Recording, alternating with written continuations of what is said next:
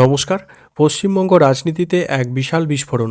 ২০১১ সালে তৃণমূল কংগ্রেস ক্ষমতায় আসার পর রাজ্যে যেভাবে বিভিন্ন ঢালাও কাস্ট সার্টিফিকেট বা জাতিগত শংসাপত্র বিলি করা হয়েছিল, তার বিরুদ্ধে এবার বড়সড় অ্যাকশন শুরু করলো বর্তমান সরকার।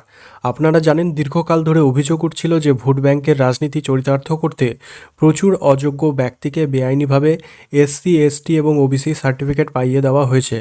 আর এই অনিয়ম রুখতেই বর্তমান নতুন বিজেপি সরকার এক ঐতিহাসিক নির্দেশ জারি করেছে। ২০১১ সাল থেকে আজ পর্যন্ত দেওয়া প্রতিটি কাস্ট সার্টিফিকেট এখন পুনরায় যাচাই বা রিভেরিফিকেশন করা হবে। আজকের ভিডিওতে আমি আপনাদের সেই সরকারি নির্দেশিকা দেখাবো, যা এই বিষয়টি কিন্তু আপনার বুঝতে সাহায্য করবে। আমার কাছে থাকা এই সরকারি যে নোটিশ, সেটি প্রত্যেকে দেখতে পাচ্ছেন।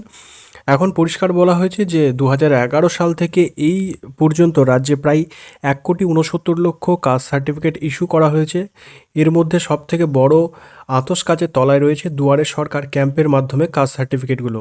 পরিসংখ্যানটা শুনলে আপনিও চমকে যাবেন যে এসসি সার্টিফিকেট ১ কোটি, যার মধ্যে ৩২.৫১ লক্ষ এই সংখ্যাটি দুয়ারে সরকার ক্যাম্প থেকে ইস্যু করা হয়েছে, এবং এসসি সার্টিফিকেট এর ২১ লক্ষের মধ্যে, যার ৬.৬৫ লক্ষ দুয়ারে সরকার ক্যাম্প থেকে দেওয়া হয়েছে, এবং ওবিসি ৪৮ লক্ষের মধ্যে ৮.৬৪ লক্ষ দুয়ারে সরকার ক্যাম্প থেকে দেওয়া হয়েছে। বর্তমান সরকার মনে করছে এই বিপুল সংখ্যক সার্টিফিকেটের মধ্যে একটা বিশাল অংশ জালিয়াতি বা রাজনৈতিক প্রভাবে তৈরি হয়েছে। কেন এই পদক্ষেপ? কারণ বিগত সরকারের আমলে প্রকৃত সংরক্ষিত শ্রেণীর মানুষ, অর্থাৎ যারা সত্যি আদিবাসী বা তপশিলি জাতির অন্তর্ভুক্ত, তারা তাদের প্রাপ্য অধিকার থেকে বঞ্চিত হচ্ছিলেন। অভিযোগ উঠছিল যে সঠিক বংশতালিকা বা নথিপত্র ছাড়াই বহু মানুষকে শংসাপত্র দেওয়া হয়েছে। বর্তমান সরকার স্পষ্ট জানিয়ে দিয়েছে, জাতিগত শংসাপত্র প্রদান একটি সংবিধিবদ্ধ কাজ, তাই এখন এসডিও এবং ডিডব্লিউও স্তরে প্রতিটি নথির চুলচেরা বিশ্লেষণ করা হবে। এমনকি যারা বাবার সার্টিফিকেট ভিত্তিতে সেকেন্ড জেনারেশন সার্টিফিকেট বের করেছেন, তাদের ফাইলও নতুন করে খতিয়ে দেখা হবে।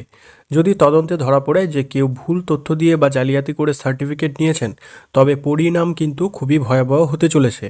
১৯৯৪ সালের পশ্চিমবঙ্গ কাস্ট সার্টিফিকেট আইন এবং ১৯৯৫ সালে বিধি অনুযায়ী সেই সার্টিফিকেটের সাথে সাথে বাতিল করা হবে, এবং শুধু তাই নয়, জালিয়াতির অপরাধের ওই ব্যক্তির বিরুদ্ধে কঠোর আইনি পদক্ষেপও নেওয়া হতে চলেছে।